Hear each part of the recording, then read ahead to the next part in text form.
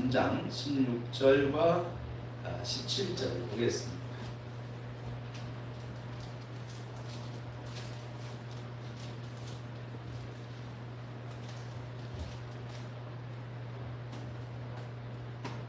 마태복음 3장 16절과 17절 우리 같이 하나님의 말씀을 읽도록 하겠습니다. 예수께서 세례를 받으시고 곧 물에서 올라오실 때 하늘이 열리고 하나님의 성령이 불빛같이 내려 자기 위에 임하심을 보시더니 하늘로부터 소리가 있어 말씀하시되 이는 내 사랑하는 아들이요 내 기뻐하는 자라 하시니라. 아멘. 성도의 사귐 시간입니다. 옆에 분 보시고 우리 서로 인사합시다. 잘 오셨습니다. 반갑습니다. 반갑습니다. 환영합니다. 환영합니다. 사랑합니다. 축복합니다. 축복합니다. 네, 아름다운 마음이 모여서 하겠습니다.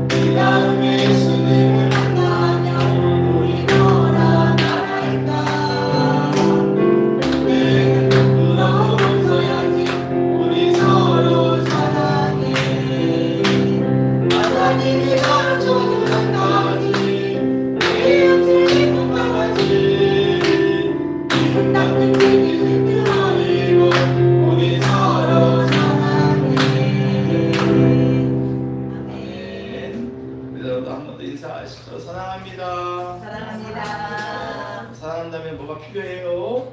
미움 다툼 시기를 얻어야 합니다. 그렇죠? 미움 다툼 시기가 많은 데는 할 수 없죠.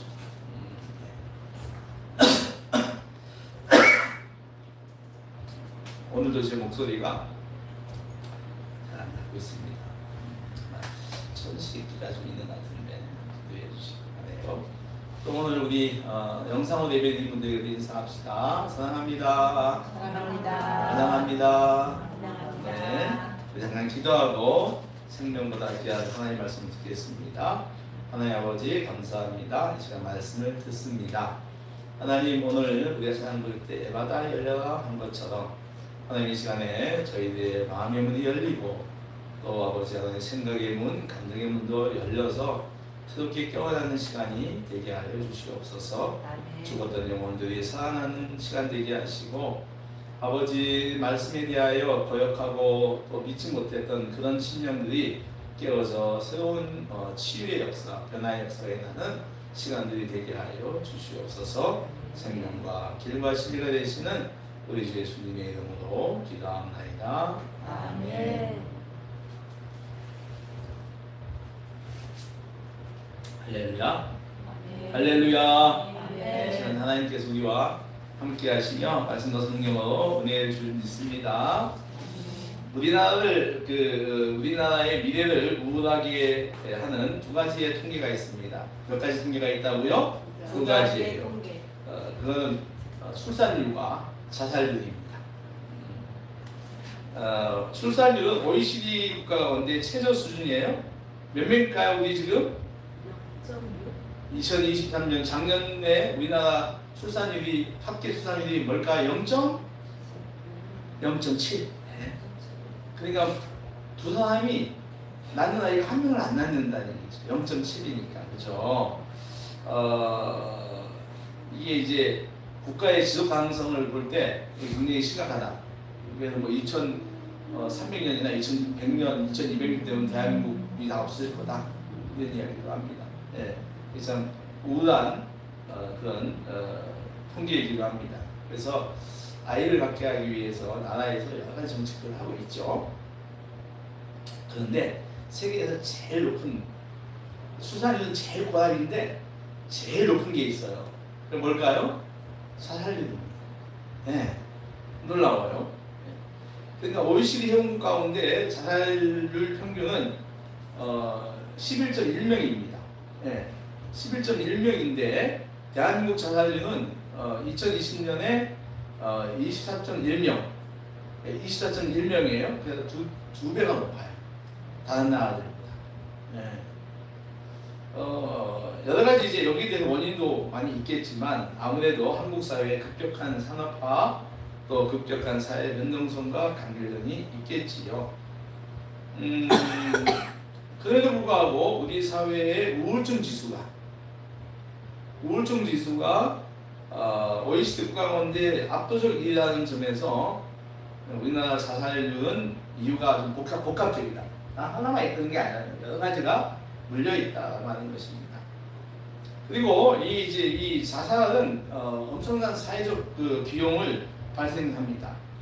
보건사연구원에서 2020년 22년 통계에 따르면 자살은 1인당 4억 900만 원의 사회 경제적 비용을 초래한다 이렇게 되어 있어요. 한 사람이 죽으면 그 사람의 경제적인 어떤 가치라든가 다 따져보면은 경제적으로 볼 때 4억 900만 원. 그러면 우리 한국 그 전체 자살자로 구해보니까 5억 4천억이 나라의 그 경제적 손실이 온다는 거죠. 여기에 또 자살을 시도한 후유증, 실패한 사람도 있잖아요. 또 후유증, 그리고 남아있는 가족들의 신체적, 정신적 질환 등을 고려할 때 이 자살의 사회적 비용은 굉장히 추기한 것보다 더 많을 것이다 라고 이야기를 합니다. 자살은 사회적 관심이 집중되어야 할 사안이 분명합니다. 무엇보다도 우리 사회에 팽배해져 있는 생명 경시 현상에 대하여 우리는 성도로서 또 그리스도인으로서 깊은 관심을 가지지 않을 수가 없는 거죠. 예수께서 마가복음에서 이렇게 말씀하십니다. 사람이 만일 원천을 얻고도 자기 목숨을 잃으면 무엇이 유익하냐라고 말해요. 사람이 만일 원천을 얻고도 자기 목숨을 잃으면 무슨 유익하냐는 겁니다. 그러니까 아무리 많은 재산과 부귀를 누려도 자기 목숨을 잃으면은 그건 뭐 하냐는 거예요. 한 생명이 천하보다 귀함을 우리에게 말씀하시는 거죠. 그렇습니다, 여러분. 한 생명은 천하보다도 훨씬 귀합니다. 그 생명 속에 하나님의 형상이 들어있기 때문이죠. 그리고 그 생명 속에 우주가 들어있습니다. 그리고 그 생명은 모두가 다 평등해요. 뭐하다고요? 뭐하다고요? 평등하다. 그 어느 생명도 더 무겁거나 더 가볍지가 않습니다. 동일하게 소중하고 동일하게 가치가 있습니다. 그러므로 이 생명의 소중함, 자신의 생명이 천하보다 귀하다는 의식을 우리가 마음속에 깊이 심는 것은 우리 모두의 꼭 필요한 과제다라고 생각을 하게 됩니다. 자신의 소중함을 아는 사람을 우리는 자존감이 높다고 해요. 뭐가 높다? 자존감이 높다. 그러니까 자기가 얼마나 소중한 걸 아는 사람은 자존감이 높다는 거죠. 자존감이 높다고 하는 것은 다르게 말하면 내가 누군지를 정확하게 알고 있다는 거예요. 그러니까 우리가 아는 게 힘이란 말이 있잖아요. 그러니까 내가 누군가를 알면은 내 자존감은 높아지고 나 자신을 소중하게 여길 수가 있는 거죠. 그래서 이 자존감은 자신의 정체성이 무엇인지 아는 것과 깊은 관련이 있다고 하는 겁니다. 오늘 우리가 읽었던 본문은 이 정체성, 자존감과 관련된 말씀입니다. 예수님은 갈릴리 나사렛에서 30세까지 평범한 목수의 가정에서 살았고 생활하였습니다. 그리고 30세가 되던 해 공생의 여정을 나섰죠. 즉 하나님의 아들 메시아 예수 그리스도의 길을 걷기 시작하신 겁니다. 그 출발점에 있었던 사건이 바로 오늘 본문의 이야기예요. 그 출발점에서 예수님은 요단강에서 세례 요한으로부터 세례를 받습니다. 그 장면을 오늘 본문은 이렇게 설명하죠. 우리 같이 한번 읽을까요? 3장 16절과 17절 같이 읽겠습니다. 시작. 예수께서 세례를 받으시고 물에서 올라오시되 하늘이 열리고 하나님의 성령이 비둘기같이 내려 자기 위에 임하심을 보시더니 하늘로부터 소리가 있어 말씀하시되 이는 내 사랑하는 아들이요 내 기뻐하는 자다 하시니라. 아멘. 세례를 받으시고 물에서 나오는 예수님에게 하늘이 열리면서 성령님이 임하고 하늘의 음성이 들립니다. 이는 내 사랑하는 아들이요 내가 기뻐하는 자다 라고 하는 겁니다. 이 음성은요 예수님의 정체성을 확인시켜주는 하나님의 음성이었습니다. 성모의 사제였던, 그런 사제라고 하면은 자꾸 성모회가 불교를 생각하는데 성모회는 우리 개신교에 속합니다. 이름만 천주교처럼 사제, 신부라고 해요. 성모의 사제였던 헨리 나우에는 이런 말을 하죠. 지금 하나님께서 예수님에게 내가 사랑하는 아들이요 내가 기뻐한다라고 하는 이 음성은 모든 성도가 들어야 할 음성이다. 그러니까 예수님만 아니라 이 땅에 있는 모든 그리스도인들이 들어야 할 하나님의 음성이라고 말했습니다. 예수님의 정체성이 그러했듯이 우리 모두 하나님의 사랑하는 아들이요 딸입니다. 믿습니까? 믿습니까? 네, 우리 모두는 하나님 사랑하는 아들과 딸이요 하나님이 기뻐하는 자라고 하는 사실입니다. 이 확고한 정체성이 우리를 그리스도인으로 성도로 살아가게 하는 것이죠. 그런데 이 3장에 이어지는 4장에서 이 예수님의 그리스도의 정체성을 흔드는 시험이 시작이 됩니다. 이름하여 광야의 시험이라고 하죠. 예수님은 공생애를 시작하며 광야에서 40일 금식하며 하나님이 사랑하시는 자, 하나님 기뻐하신 사람으로서 자신의 정체성을 확고하게 하는 시간을 갖습니다. 근데 이때 마귀가 예수님을 시험합니다. 돌로 떡을 만들어라. 성전 꼭대기에서 떼어내라. 나에게 엎드려 경배하면 천하를 주겠다. 라고 유혹을 합니다. 그런데 마귀가 예수님을 시험할 때 던지는 질문이 의미심장합니다. 이렇게 말하죠. 시험하는 자가 예수께 나와 말하되 내가 만일 하나님의 아들이거든 명하여 돌들로 떡대야 되게 하라. 네가 정말 하나님의 아들이라면, 즉 하나님의 사랑하는 자여 기뻐하는 자라면 이 돌로 떡을 만들어라. 너가 먹어라 이거예요. 그 다음에 뭡니까? 내가 정말 하나님의 아들이면 뛰어내라고 하는 거예요. 네가 정말 하나님의 아들이냐? 하나님 기뻐하시는 자냐? 사랑하시는 자냐? 그러면 뛰어내라. 다시 자를 거라고 하는 거죠. 하나님의 아들이거든 이 말은 그리스도의 정체성을 흔드는 마귀의 꼬임수예요. 꼬임 말투예요. 광야의 시험은 하나님의 사랑하는 아들 예수님의 정체성을 흔드는 시험이었어요. 여러분, 떡은 돌로 만드는 겁니까? 쌀로 만드는 겁니까? 쌀로 만드는 것이에요. 그죠? 네. 그래서 하나님의 아들은 돌로 떡을 만들 수는 있지만 그건 만들 수 있는 분입니다. 그러나 먹을 수는 없어요. 성도가 말씀보다 떡을 앞세우는 것은 하나님의 자녀가 갈 길이 아니죠. 정체성이 아니라는 거예요. 하나님의 말씀보다 세상 것을 더 앞세우는 것은 하나님의 자녀가 아니라는 겁니다. 무엇보다도 예수님에게 천하 만국의 영광을 보여주며 나에게 엎드려 경배해 내가 천하 만국을 주겠다고 말합니다. 이거요 철저한 속임수입니다. 한번 따라해볼까요? 철저한 속임수다. 철저한 속임수다. 보세요. 한 생명이 천하보다 귀한데 예수의 생명이 우주보다 귀한데 나에게 저하면 천하를 주겠다고 말합니다. 이거는 내 생명은 천하보다 귀한데 어떻게 눈에 보이는 이 풍요와 권력 앞에 내 양심을 팔 수 있겠습니까? 우리가 정말 천하보다 귀한 사람들인데 그깟 천하 부귀영화가 무엇과 내가 바꿀 수가 있겠냐고 하는 것입니다.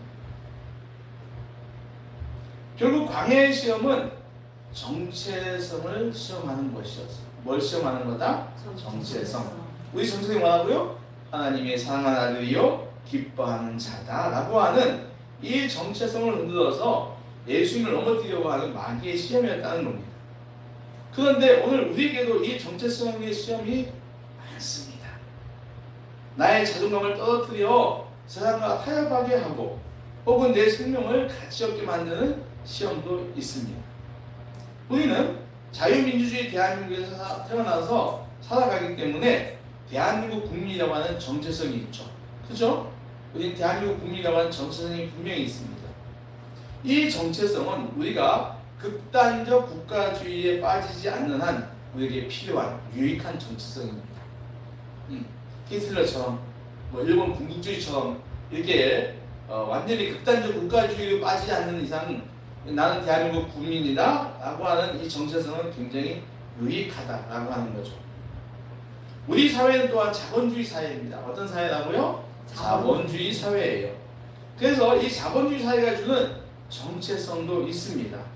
그건 바로 다른 게 아니라 소비자 정체성이에요. 한번 따라해볼까요? 소비자 정체성. 소비자 정체성. 무슨 말인가 하면 자본주의 사회가 발전된 사회인 것은 맞지만 거기에 함정이 있다는 것입니다. 그것은 우리에게 소비자의 정체성을 갖다 주는 거예요. 여러분 소비자 정체성이라는 걸 처음 들어보시죠? 근데 이건 나쁜 건 아니에요. 중립적 개념이에요. 문제는 그것이 과도하게 우리를 갖다가 억누르고 지배하고 있다는 것입니다. 보세요. 요즘은 초등학교에 들어가면 부모들이 대부분 아이들에게 뭘 사줍니까? 핸드폰 사줍니다. 요즘 핸드폰은 그냥 핸드폰이 아니죠? 스마트폰입니다. 아주 똑똑합니다. 예. 뭐 갤럭시 최신품은 AI까지 작동을 하잖아요. 예. 이를 통해서 아이들의 신변을 챙기죠. 엄마들이 초등학교 1학년들에게 펜으로 사준 이유는 걔가 집에 잘 왔는지 학교 잘 마셨는지 그죠? 그것 때문에 그게 가장 큰 이유죠. 혹시 아이 신변에 나쁜 일이 생기지 않았는가. 근데 이 스마트폰이 이런 숙명만 하는 것이 아닙니다. 언제부터 정체성이 되어버렸어요. 그래서 스마트폰이 없는 학생들은 자존감이 떨어집니다. 아이들이 막 스마트폰 스몬미? 뭐지? 요번도 우리 정보장에 있어 아주 강한 분이 스몬미가 뭐지? 소음이가 뭐예요? 스마트 아이씨 좀비 수종. 예. 막 아이들이 길을 건너갈 때 핸드폰을 보고 조그만 아이들 길을 건너갈 때 핸드폰 고개 숙이고 지나갑니다. 오죽하면 내가 오다가 마주치면 얘야 고개 써 라고 말까지 합니다. 근데 아이가 전혀 안 들어요. 맞아가지고. 그러니 이 핸드폰이 없으면 스스로가 나는 형편없는 존재다 라고 생각한다는 겁니다. 옷도 어떻습니까? 유명 브랜드 옷을 입어야 자존감이 높아진다고 합니다. 그렇지 않으면 의기소침합니다. 몇 년 전에 이제 그 굉장히 뭐지 이거 롱패딩 예, 그것도 뭐지 그거? 어디 거지? 그 있었어. 유명한 K2인가? 노스페이스. 아, 뭐 완전 열광했잖아. 아이들마다 착한 노스페이스 그걸 지켜있는 거 있고. 근데 그걸 안 입으면 의기소침해지는 거예요. 네. 그러다가 이제 30대가 되면 나이가 30대가 되면은 필요한 게 있습니다. 차입니다. 차는 한 대가 있어야 한다 라고 생각하고 차가 없는 상공시대에는 자존감이 높지 못하다는 거죠. 이 사회가 그렇게 생각하게 만들어요. 여러분 보십시오. 옛날 그랜저 선전 할때 아파트에 타는 차래. 여러분 그랜저는요 그래 젊은 사람이 모델로 나옵니다. 그래서 성공한 사람이 타는 차. 그래가지고 그 차를 안 타면은 성공하지 못했다고 생각하는 거야. 그래서 40대가 되면은요 집을 장만해야 됩니다. 그래야지 내가 이 사회에서 의미 있는 사람이라고 생각을 하는 거예요. 그래서 우리는 하루에도 수십 번, 수백 번 광고에 노출됩니다. 새 핸드폰 사세요. 갤럭시 사세요. 애플 사세요. 끝없이 나옵니다. 그리고 신차. 요즘 신차가 얼마나 많이 나옵니까? 이름도 알았어. 근데 외제차까지 막 사라고 광고가 얼마나 나오는 겁니까? 그런가 하면 새 아파트 광고도 많이 나옵니다. 그죠? 그 얘기를 왜 해요, 지금? 그럼 나는 헌 아파트, 20년 넘은 아파트에 전세를 삽니다. 그러니까 이 광고들이 우리에게 전해주는 메시지가 뭐예요? 살아 이거예요. 그러면 네 인생이 성공할 것이라고 합니다. 맞는 말인가요? 실제 살아! 계속 살아. 네가 살아! 살아! 그러는 거야.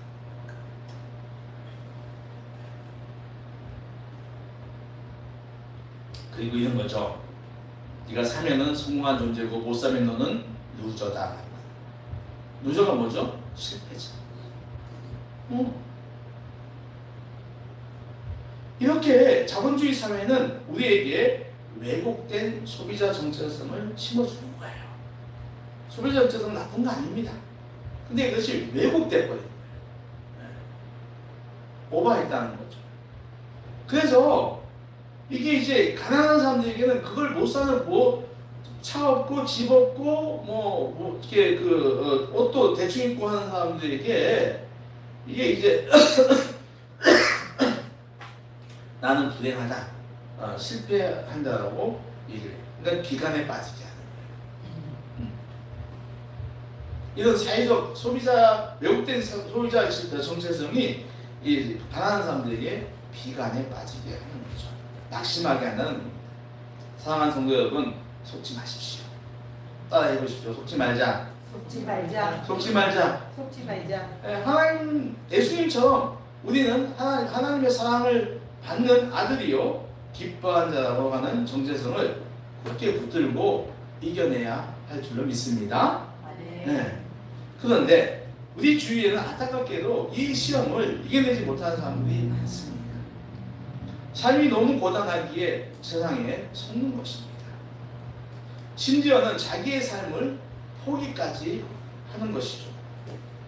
사람들이 내가 소중한 존재라는 정체성을 잃어버리고 마는 겁니다. 이런 자존감을 잃어버린 사람의 감정에는 뭐가 자리잡냐면은, 따라해보세요. 수치심. 수치심. 네, 여러분, 이제 이 수치심이라고 하는 건 감정이에요. 네, 부끄러운 거죠. 이 수치심은 우리의 삶을 파괴하는 매우 위험한 독소입니다. 우리가 죄책감이라는 말이 있죠? 죄책감. 네. 근데 이 죄책감보다 이 수치심이 훨씬 더 파괴적이에요. 죄책감 때문에 죽는다는 사람은 없습니다. 그 죄책감으로 인해서 수치하고 오는 거예요. 부끄러워지는 거예요. 나한테 아주 부정적 감정이 드는 거죠. 이런 거죠. 죄책감은 내가 실수를 저질렀다라고 하는 말이에요. 근데 수치심은 내 존재가 잘못됐다라고 느끼는 거예요. 내 존재 자체가 잘못되었다, 틀렸다라고 하는 인식입니다. 내가 실수를 해서 하는 것과 나는 실수 그 자체에 하는 것, 어느 것이 더 맞습니까? 나는 실수를 했어. 우리 누구나 실수할 수 있잖아요. 근데 나를 가지고 나는 실수 그 자체야. 나는 하나님의 걸작품이 아니고 하나님의 졸작품이야 라고 여기는 거하고는 완전히 다른 거죠. 그래서 죄책감보다도 수치심이 훨씬 더 심각한 거예요.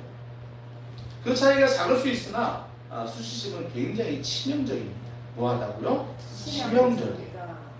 수치심은 내가 발가벗겨져서 맨몸이 드러나고 자신이 무가치하고 쓸모없다고 느끼게 하는 파괴적인 생각과 감정입니다.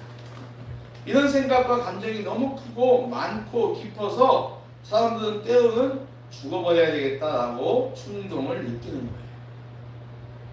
자존감이 낮아지고, 그리고 거기에 이제 실망감, 자기 죄책감, 그다음에 수치심으로 이어져서 난 더 그냥 살 존재가 아니야, 가치가 없어 하면서 목숨을 버리는 거죠. 그런데 최초의 인간인 아담과 하와는 수치심이 없었어요. 그렇죠. 그들은 벌거벗어서도 전혀 부끄러워하지 않았습니다. 성경은 그렇게 말합니다. 그런데 예수님 하나님 말씀을 어긴 다음에 그들은 그때서 자기들이 벌거벗은 수치심을 알게 되었습니다. 그러니까 하나님의 형상에 심각한 균열이 일어났던 거죠. 결국 원죄 혹은 원죄의 열매가 수치심이라는 것을 알 수가 있어요. 그러니까 우리에게 있는 수치심은 우리 심성이 타락했기 때문에 주어지는 겁니다. 그럼 자신이 무가치하고 쓸모없다는 이 파괴적인 생각과 감정을 우리는 어떻게 치유할 수 있을까요? 어떻게 우리 안에 있는 수치심을 치유하고 우리가 자신의 생명을 사랑하며 살아갈 수 있을까요? 그것은 따라해 보세요. 사랑의 길로 가는 것이다. 사랑의 길로 가는 것이다. 사랑의 길로 가는 것이다. 사랑의 길로 가는 것이다. 다시 말하면 복음적 삶을 사는 거예요. 복음을 전하는 것입니다. 이게 뭔 소리인가요? 아, 네. 예배 시간 전에 왔으면 핸드폰 정리가 하실 수 있을 텐데. 복음을 헬라어로 우리는 유앙겔리온이라고 해요. 뭐라고 한다? 유앙겔리온. 예. 이 말은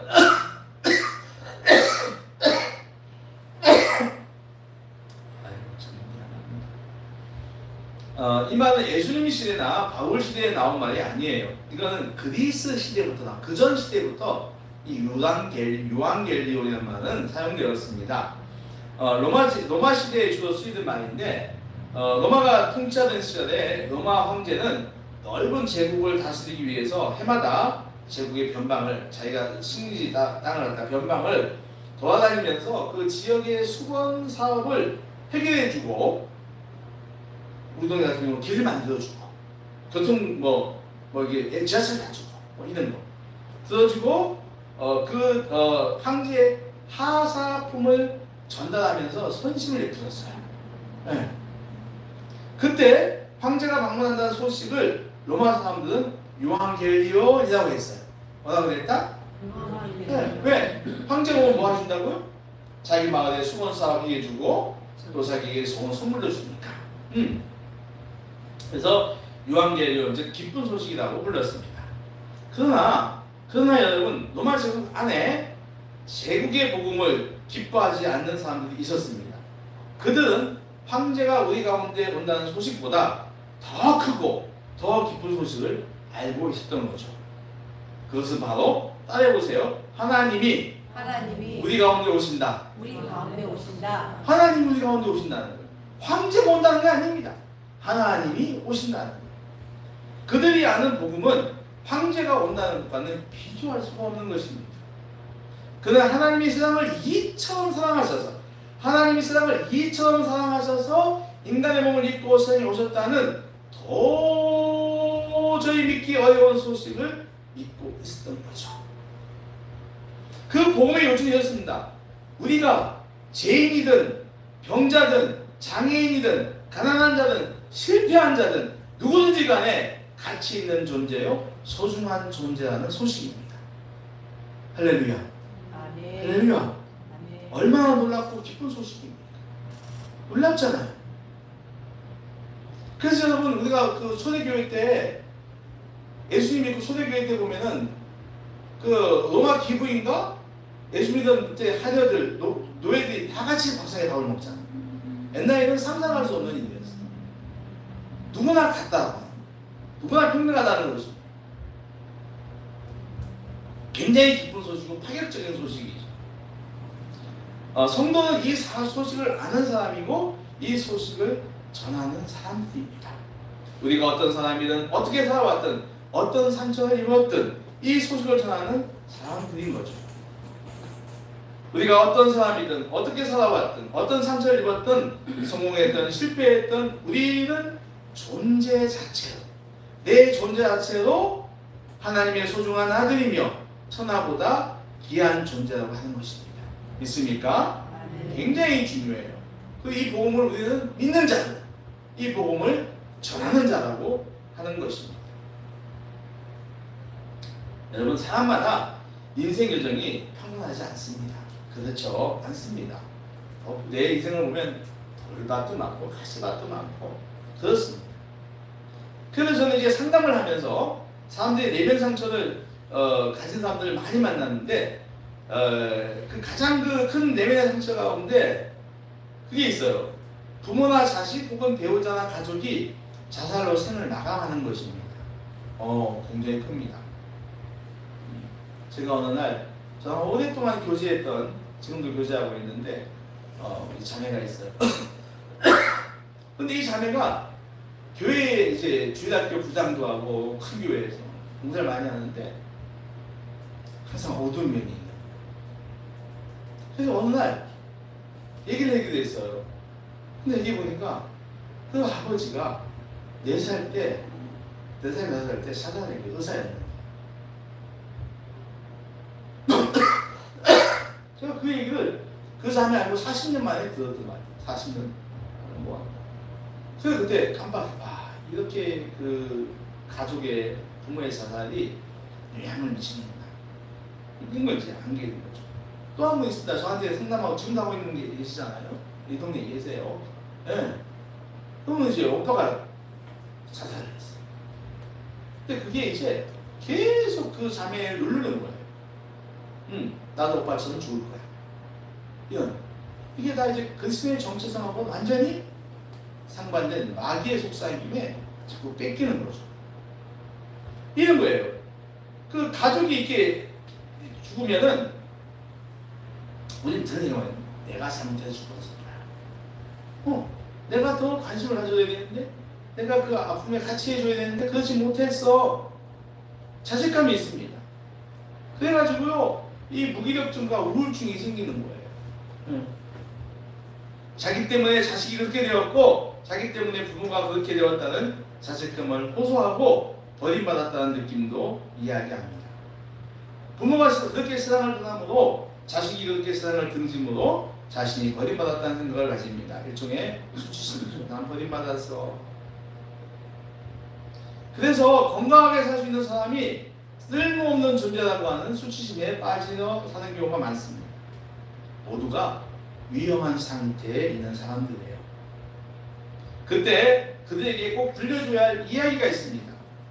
당신은 당신의 잘못이 아닙니다. 따라해보세요. 당신의 잘못이 아닙니다. 당신의 잘못이 아닙니다. 당신의 죄는 없습니다. 당신의 죄는 없습니다. 당신은 정말 소중하고, 따라해보세요. 당신은 정말 소중하고 당신은 정말 소중하고 가치 있는 사람입니다. 가치 있는 사람입니다. 이런 말이 실은 어떻게 위로가 될까? 저 사람에게 지금 자살의 유적으로 막 인생에 막 우울감에 빠지는 사람들이 어떤 위로가 될까 생각하지만 이런 말 듣고 그 굉장히 감동받고 우는 사람이 있어요. 그런 말 있잖아요. 너 괜찮니? 그 한마디가 굉장히 사람들 마음을 위로하고 이제 울컥하게 한다고 그러잖아요.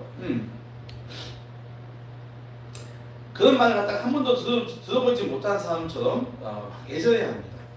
복음의 핵심은 하나님이 우리를 이처럼 사랑하사, 하나님이 우리를 이처럼 사랑하사 독생자 예수 그리스도를 보내주었다는 것입니다. 우리가 너무 소중해서 우리를 구하시려고 예수님이 우리 가운데 오셨다라는 것입니다. 이 복음, 당신이 천하보다 귀한 소중한 사람이라는 말을 듣지 못한 이웃들이 많이 있습니다. 당신은 정말 소중한 사람입니다. 당신은 하나님 기뻐하시는 자여 사랑하는 아들입니다. 이 말을 듣지 못한 우리 이웃들이 많이 있다고 하는 것입니다. 여러분, 우리가 사는 세상에서 흔들리는 사람이 굉장히 많습니다. 하나밖에 없는 소중한 생명마저 내어놓고 싶은 환경에 처한 사람들이 많다는 것입니다. 일이 잘 안 돼, 일에 실패, 사업에 실패, 그리고 사람과의 관계가 깨어져 그리고 건강이 악화되어가지고 절망감, 지독한 자책감, 수치심에 시달리는 사람들이 많다고 하는 것입니다. 그렇게 보면 우리 주위에 이 하나님이 이처럼 세상을 사랑했다고 하는, 내가 사랑하는 아들이요 기뻐하는 사람이라고 하는 이 복음은 이 복음이 들어야 할 사람들이 굉장히 많다라고 하는 것입니다. 이 무한경쟁 사회에서 홀로 외롭게 쓸쓸하게 살아가는 사람들이 많습니다. 고독사들 많잖아요. 그래서 이 자살 위협에 노출된 이웃들이 많이 있다는 겁니다. 자살은 단순히 개인의 문제가 아니라 우리 사회 전체의 문제입니다. 우리는 주변의 사람들이 겪고 있는 고통과 절망을 외면하지 말고 그들에게 희망의 빛을 비추어 주어야 합니다. 교회는 이러한 역할을 감당할 수 있는 아주 중요한 공동체입니다. 그래서 서로에게 긍휼의 마음을 가지고 서로의 이야기에 귀 기울여야 합니다. 고통 속에 있는 이들에게 다가가서 그들의 이야기를 들어주고 함께 울 수 있는 마음이 필요하다는 것입니다. 예수님의 사랑으로 그들의 아픔을 함께 나누며 하나님께 주시는 위로와 소망을 전하고 하나님이 그들을 얼마나 사랑하는지 그들의 생명이 얼마나 소중한지를 꼭 알려주어야 한다는 것입니다. 자살로 사랑하는 이들 이런 가족들의 깊은 상처와 슬픔도 우리는 주목해야 합니다. 우리는 성도의 그리스도의 사랑으로 그들의 아픔을 감싸 안아야 합니다. 자살 유가족들에게는 지속적인 돌봄과 위로가 필요한 것이죠. 그들의 슬픔을 이해하고 함께 울어주며 위로의 말을 전하는 것으로만으로도 큰 힘이 될 수가 있어요. 또한 그들이 고통 속에서도 하나님 안에서 희망을 찾을 수 있도록 우리는 그들을 잘 보듬어 주어야 해요. 어떻게 한다고요? 잘 보듬어 주어야 한다는 것입니다. 하나님께서 주시는 평안과 위로를 그들에게 전하며 그들이 다시 일어설 수 있도록 기도와 사랑으로 보듬으며 함께해야 한다는 것입니다. 사랑하는 성도 여러분, 우리는 하나님의 사랑받는 자녀라고 하는 뚜렷한 영적 정체성을 가지고 살아있는 복음을 전하는 사람들입니다. 그래서 생명을 경시하는 세상 한복판에서 생명의 존엄성을 지켜가는 사람들입니다. 요한복음 10장 10절 말씀처럼 예수님은 우리에게 풍성한 생명을 주시기 위해서 오셨습니다. 우리는 이 생명의 의미를 깊이 새기며 주변의 모든 이웃들에게 이 생명의 소중함을 전해야 합니다. 우리가 살아가는 이 세상은 때로는 힘들고 고통스러울 때도 있지만 하나님께서는 언제 어느 때나 우리를 천하보다 귀하게 여기시며 우리를 지켜주시고 인도해 주신 것을 믿습니다. 그러므로 우리 모두 그리스도인의 사랑으로 서로를 돌보고 생명을 존중하며 하나님의 나라를 이루어가는 성도들 되시기를 주의 이름으로 축원합니다. 아멘. 기도하겠습니다. 하나님 아버지 감사합니다. 오늘 생명 보존 주일을 맞이하여 저희들도 생명에 관한 말씀을 들었습니다. 하나님이 우리에게 내 사랑하는 아들이요 기뻐하는 자다, 세상을 이처럼 사랑하셔서 아들을 보내주셨다라고 하는 이 영적 정체성을 저희들이 분명하게 가지고 세상에서 가져다주는 이 잘못된 모든 유혹의 소리들, 마귀 사탄의 소리들을 저희들이 극복하고 이겨내는 그런 그리스도인들을 되게 하여 주시옵소서. 감사하며 예수님의 이름으로 기도드립니다. 아멘. 우리 이 시간에는 500차 사동가가 아니라 당신은 사랑받기 위해 태어난 사람을 우리 부르도록 하겠습니다.